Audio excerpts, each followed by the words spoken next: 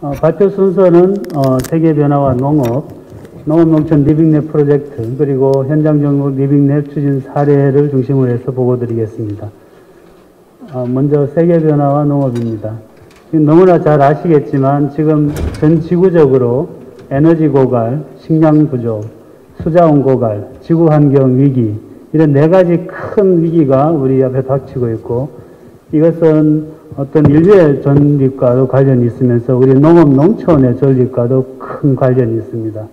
이런 부분에서 에너지 채굴 가능한 자원들이 100년 이내에 다 고갈된다는 이야기가 있습니다. 우리나라 같은 경우에는 화석연료 의존율이 80%를 차지하고 있고, 대부분을 수입하는 이런 상황에서는 농업 분야에도 큰 영향이 있지 않을까라는 생각을 하고요. 세계 인구의 폭발적 증가는 당연히 식량 수요의 증가로 이어지고, 그런 식량을 담당하고 있는 농업에 기대하는 바가 굉장히 클 거라고 생각합니다. 우리 농업은 곡물 작업률이 26% 정도 수준으로 굉장히 미약한 상황이고, 식량 안보를 위한 특단의 노력들이 필요한 상황이 아닌가 생각을 합니다. 그리고 지금 현재 물 부족과 관련돼서 2025년에 인구의 3분의 2가 물 부족을 경험한다는 예측이 있는데, 우리나라는 이미 봄철 가뭄, 가을철 가뭄, 겨울철 가뭄 해서 시기별로 특별하게 홍수도 많고 기상재해도 많지만 가뭄의 피해가 상당히 심한 그런 상황을 경험하고 있습니다. 그리고 기후온난화는 전 지구적으로는 0.74% 도시라고 하는 정도의 수준으로 이렇게 계속적으로 온도가 상승하고, 이상기상과 생태계 파괴, 이로 인한 전염성 질병의 창궐까지 이렇게 해서 지구환경 위기가 발생하는데, 사실 한반도에서는 전 지구적으로보다는 한 2배 정도의 높은 기온 상승률을 보이고 있기 때문에 농업 분야에서는 굉장히 큰 위기로 작용하고 있다 생각을 합니다. 다음, 우리 농업 농촌이 닥친 현실들을 이렇게 워딩만 좀 잡았는데요. 우리나라 경지 면적이 감소하고 쌀 소비가 감소하고 농촌 고령화는 심화되고 기상재해와 돌발병해충, 농산물 수급이 불균형적으로 일어나고 있는 여러 가지 상황들이 굉장히 우리 농업을 하는 입장에서는 굉장히 큰 위기로 다가오고 있고, FTA 확대와 관련돼서는 어떤 위기가 또 우리나라의 새로운 어떤 수출의 기회로 작용하기도 하고, 청년들이 농업을 새로운 일자리로 바라보는 시각들이 생겨나기도 하고 있습니다.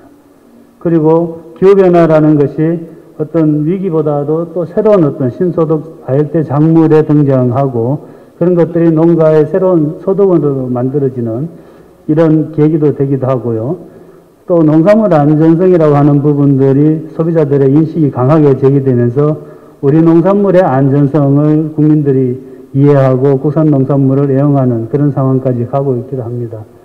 그리고 여러 가지 환경 속에서도 제일 큰 변화는 아마 4차 산업혁명이라고 하는 인공지능, 빅데이터, IoT 이런 혁명적인 기술들이 농업 분야에 적용되면서 농업은 획기적인 변화를 일으키고 있는 시점이 아닌가 생각을 합니다. 코로나가 지금 현재 우리나라 사회에 전 지구적으로 굉장히 큰 파장을 일으키고 있고, 국민의 생명과 재산을 잃게 하고 경제적으로도 굉장히 큰 영향을 미칩니다만, 사실 4차 산업혁명의 입장에서 보면은 코로나가 오히려 그 기술을 촉진하고 촉발하는 계기가 되지 않았나 생각이 되고요. 인공지능이나 자율주행, 로봇, 드론 기술들이 생활 속에 깊숙이 들어오는 계기가 되고, 비대면 서비스의 확산, 그 다음에 원격 의료, 근무, 온라인 쇼핑 같은 어떤 새로운 산업 분야들이 발전하게 되는 계기가 되기도 합니다.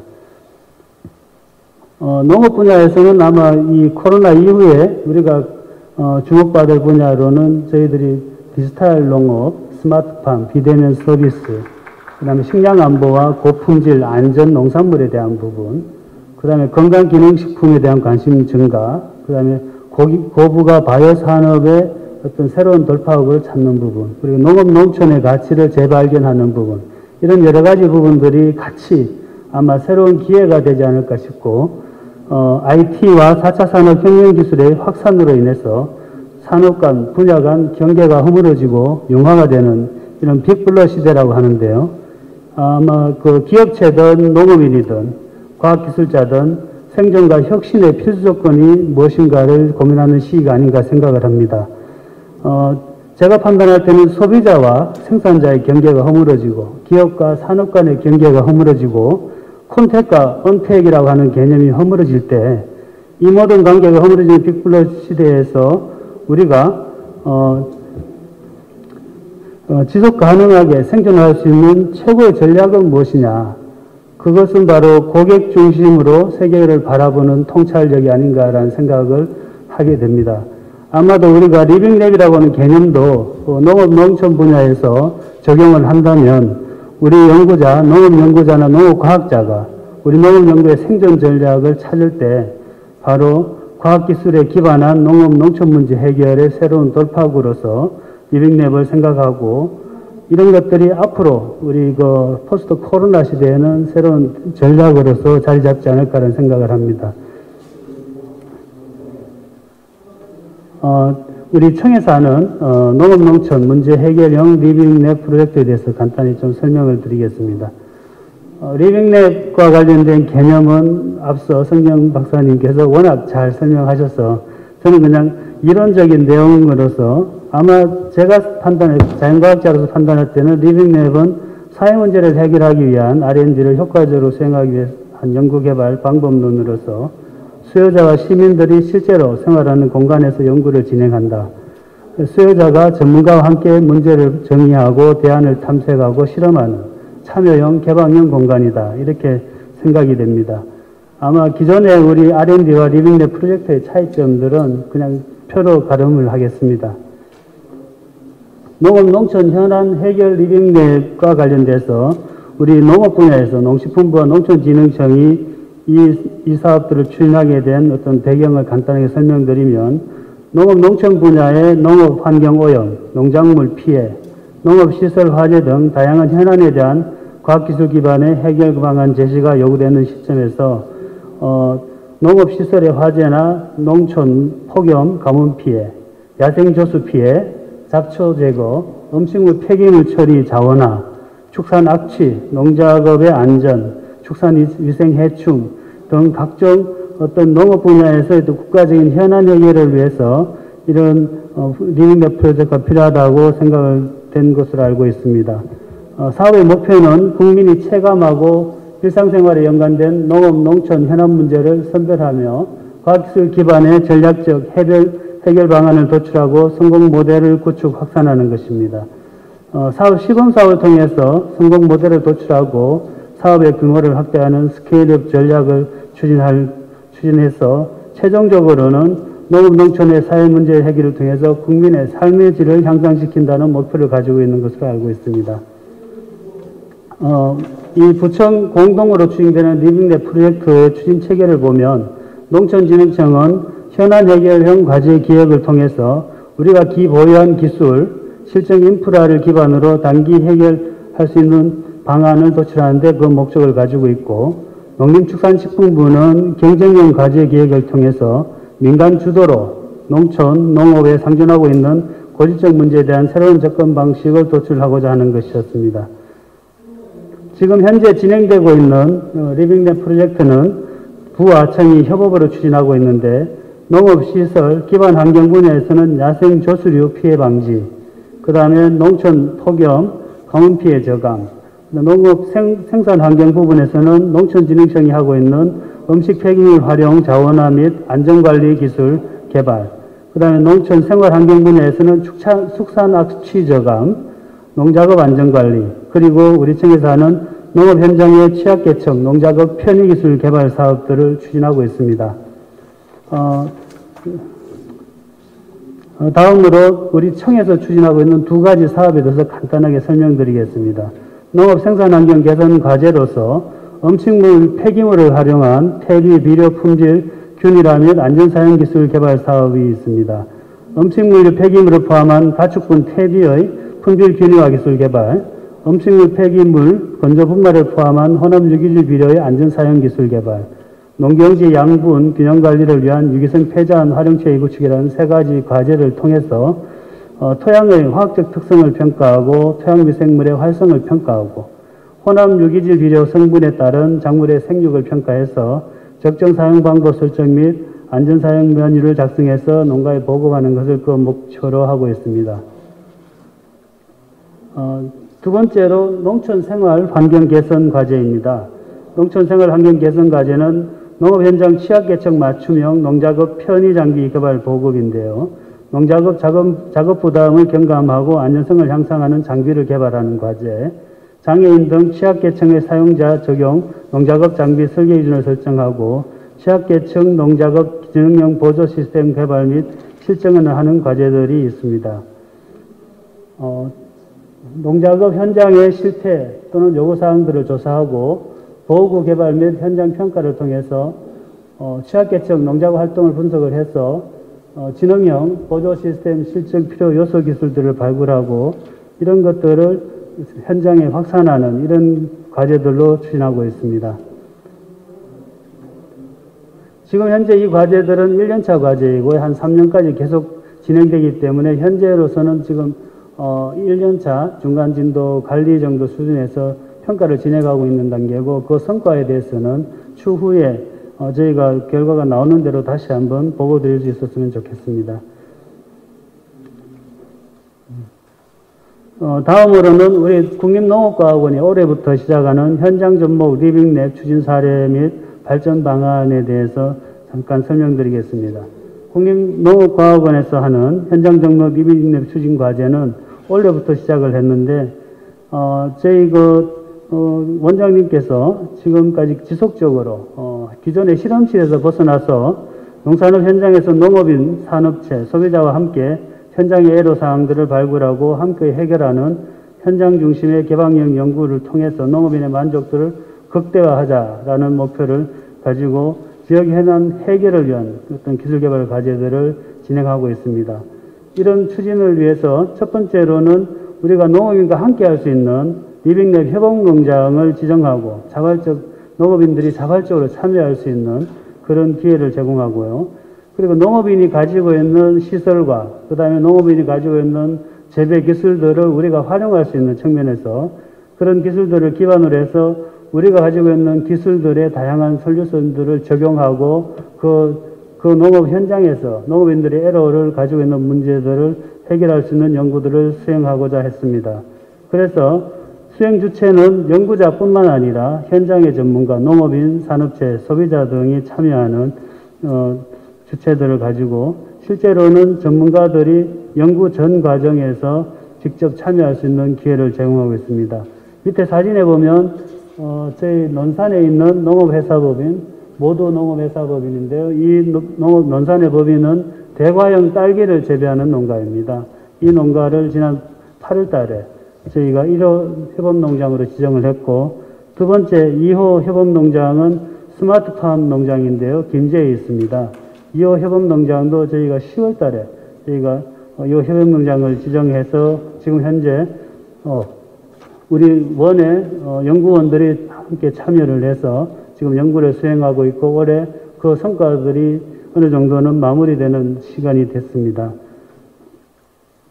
첫 번째 사례로 말씀드릴 수 있는 것은 대과형 딸기 품질 향상 및 수출 확대입니다. 소비자는 경도나 당도가 높고 고품질 딸기를 선호하는데 농장별로는 클로렐라 배양이 불균형하고 배양기술 차이로 인해서 딸기 품질에 비균일이 초래되고 있고 특히 대과형 딸기 같은 경우에는 흰가루병에 취약하고 경도가 낮아서 잘 물러집니다. 그리고 대과형 딸기의 수정, 수분 문제로 인해서 사마방 이후에 기온가 발생이 증가하고 있고 이런 것들이 서량 등의 타 품종에 비해서 생산성이 떨어지는 이런 상황이 있습니다. 그리고 수출국에 수출을 할 때는 농산물의 안전성에 대한 요구가 증가하고 있는데 수출국에 맞춤형으로 GAP 기술 또는 농약 안전사용 기술들이 필요한 상황이었습니다. 그래서 대과형 딸기 수출 품질 향상을 위한 어떤 협업 체계로서 국립농업과학원의 유기농업과와 곤충산업과 유해생물팀, 수학구관리공학과들이 참여를 하고 충남도농업기술원, 논산시 농업기술센터, 논산 딸기 시험장, 대과행 딸기 논산 장목반이라고 하는 우리 농업인 단체까지 참여를 해서 우리 원에서는 크로렐라 배양, 화분 매개충이나 그 다음에 딸기 포장 기술, GAP 인증 등의 기술들을 전수하고 그 다음에 지역에서는 재배법을 개선하고 품종을 개량하고 병해충 예찰 시스템 운영하는 등의 협업 체계를 만들었습니다. 그래서 저희가 여기에서는 크로렐라 배양 규격화 및 처리 기술을 표준화했는데 그간에는 30리터짜리 작은 배양기를 했다가 그 현장에서 1톤으로 해서 개별 농가에 분양하는 것을 60개 농가에 함께 분양할 수 있도록 시스템을 개선했고 화분 매개충의 생활 환경 조건을 모니터링하고 봉분 관리 기술을 적용하는 죄송합니다. 연구들을 수행했습니다. 그리고 대과형 딸기는 굉장히 크기 때문에 낱개형으로 포장하는 기술을 개발을 했는데 그 포장지 안에는 어떤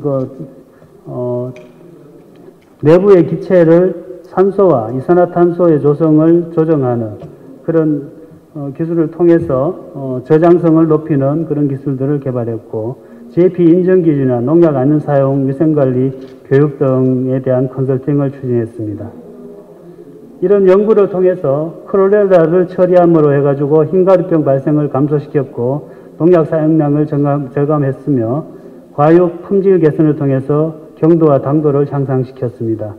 봉분 관리 교육을 통해서 상품 가율을 증가시켰고 유통기간이 연장되는 효과를 나타냈고 낱개형 MA 포장을 통해서 과육 물러짐을 개선하고 GAP 기준이나 위생관리 기술을 통해서 수출 조건들을 확보하게 됐습니다. 다음은 엽채류 안정생산 냉각 공급 기술이 되겠습니다.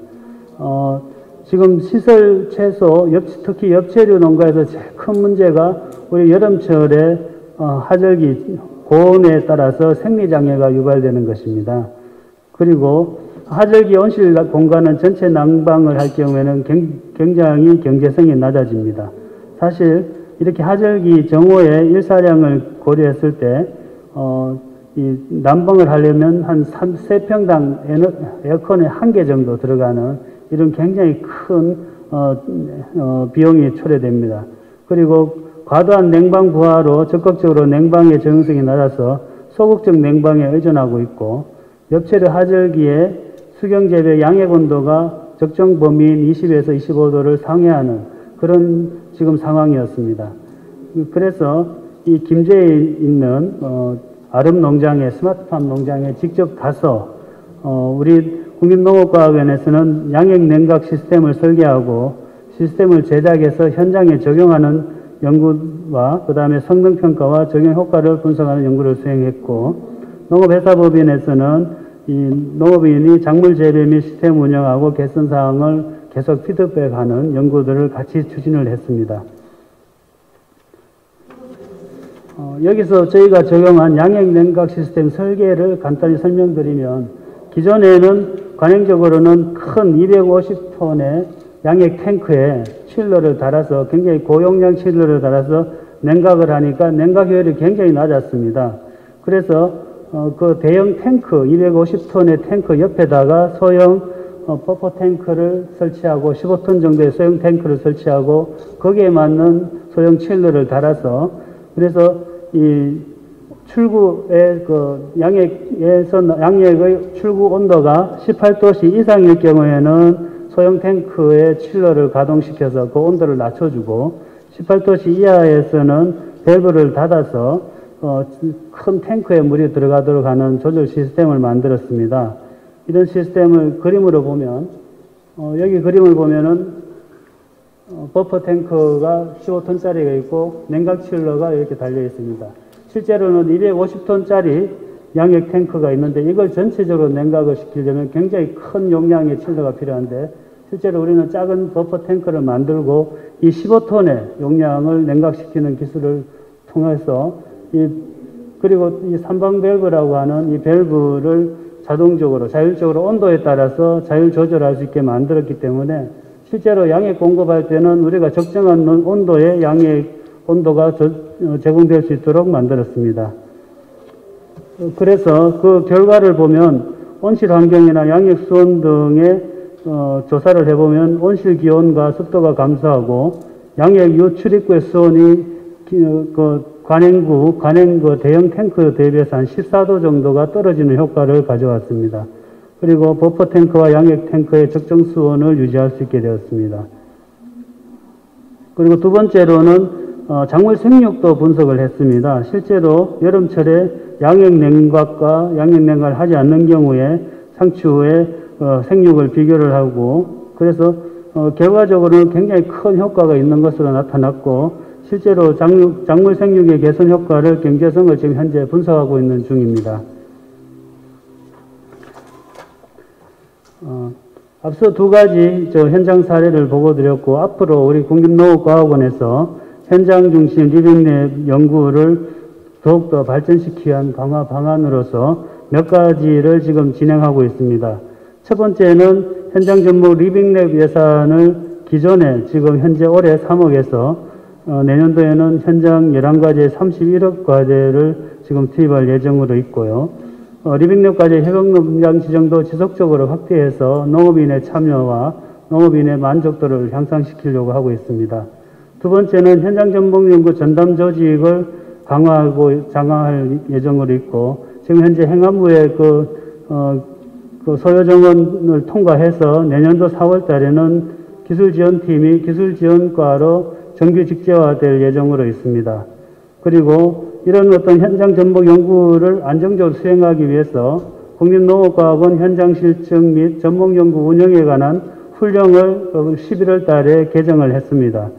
그리고 다양한 현장 전문가가 참여하는 R&D 시스템을 구축하기 위해서 현장 명예 연구관도 지속적으로 확대하고 기술 수요, 과제 기획, 그 다음에 수행 평가 전 과정에서 현장 전문가 참여 기회를 확대할 예정으로 있습니다. 앞서 말씀드린 현장 수요자 참여 확대는 R&D 전과정 운영체계 개선에서는 기술 수요 조사와 과제 기획 선정, 과제 수행, 평가 성과 확산 이 과정에서 농업인이나 농산업계 종사자의 참여 비율을 지속적으로 확대해서 30% 이상을 유지할 예정으로 있습니다. 이런 과정들을 통해서 피드백된 내용들은 기술 수요 조사 또는 과제 기획 수행에 반영을 해서 새로운 어떤 수요를 이렇게 다시 이렇게 해결할 예정으로 있습니다. 그리고 지금 현재 현장 실증, 현장 전문 리빙 모델을 정착하고 확산시키기 위해서 기존에는 이렇게 현장 실증 연구와 시범 사업이라고 하는 두 가지의 우리가 요소 기술을 개발하고 그것을 현장 실증을 하고 그 현장 실증을 통해서 증명된 기술들은 시범 사업으로 확대하는 이런 전략들을 가지고 있었는데 그 사이에 현장 실증과 시범 사업뿐만 아니라 현장에서 직접 이렇게 현장에서 농민들과 함께 현장의 문제를 해결하는 리빙랩 사업을 같이 해서 농업과학 기반기술 연구에 좀 더 안정적으로 리빙랩 사업을 추진하고자 합니다. 그리고 우수 모델을 발굴하는 것은 협업농장을 지정하고 컨설팅 지원, 홍보 또는 제품 서비스 사업화 보급 지원, 우수 사례집이나 SNS 지원 등을 통해서 지속적으로 홍보를 할 예정으로 있고 이런 협업 우수 부서나 연구자에 대한 인센티브도 지속적으로 강화할 예정입니다. 저희가 21년도 현장 연구 과제를 추진하는 것은 현장 전목 리빙랩 분야에서는 양봉이나 치유곤충의 소독화 모델, 현장 실용화 연구 등 9가지 26억 원을 투입하려고 하고 있고 현장 실증 연구로서는 청년 농업인 비즈니스 모델, 캔버스 활용 수익성 개선 현장 실증 등 4억 8천만 원을 지금 투입할 예정으로 있습니다. 이제 마지막 이제 마무리하겠습니다. 세상에 많은 석학들, 리더들은 농업의 미래는 굉장히 밝다. 농업은 가장 잠재력이 뛰어난 산업 중에 하나가 될 것이다. 이런 또 농업은 미래를 여는 열쇠다. 이런 표현을 하고 있습니다. 그리고 우리 한국농촌경제연구원에서도 농업농촌의 공익적 가치, 농업 생산 과정에서 부수적으로 창출되면서 외부 효과 또는 공공기회 성격을 가진 기능의 공익적 가치가 27조 원이나 된다. 이렇게 분석한 바도 있습니다. 그리고 농업은 과학기술과 정보, 통신, 그 다음에 생명공학, 기술의 융합을 통해서 새로운 차원의 어떤 4차 산업혁명을 이끌어 나가고 있고, 문화와 예술까지 포함하면 6차 산업의 어떤 것으로 지금 융복합되어서 이루어지는 생태계를 앞으로 발전해 나갈 거라고 생각을 합니다. 마지막으로 제가 이 코로나 이후에 지금 국제적으로 어떤 동향을 가지고 있는가를 좀 자료를 좀 조사해 보니까 OECD 정책 보고서 이름으로 Building Back Better라고 하는 더 나은 재건이라는 표현의 정책 보고서가 지난 6월 달에 발간되었는데, 그 내용으로는 삶의 질을 높이는 사람 중심의 회복, 포용성, 불평등 해소, 지속 가능한 경제 등을 테마로 지금 이야기하고 있습니다. 세계경제포럼의 내년도 어젠다는 거대한 재설정, Great Reset이라는 어젠다를 가지고 공정한 시장, 평등, 지속 가능성을 위한 투자, 그리고 건강과 사회문제 해결을 위한 공공이익의 우선 등의 테마를 가지고 있고, 더 나은 삶을 위한 연대와 공익을 위한 4차 산업혁명 기술의 적용이라고 하는 테마들을 앞으로 지속적으로 가져갈 거라고 이야기를 하고 있습니다. 우리 코로나 이후에 농업도 마찬가지입니다.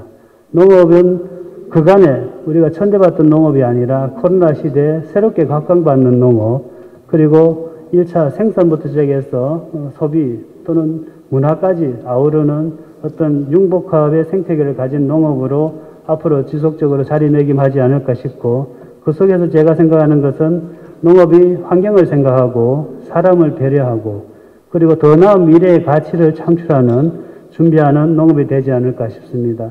이런 농업의 환경에서 아마 리빙랩이라고 하는 것은 우리 농업 R&D의 새로운 어떤 패러다임을 전환하는 어떤 그런 전략이 되지 않을까 생각을 합니다.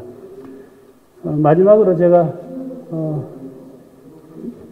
요거 다 끝났네요. 그래서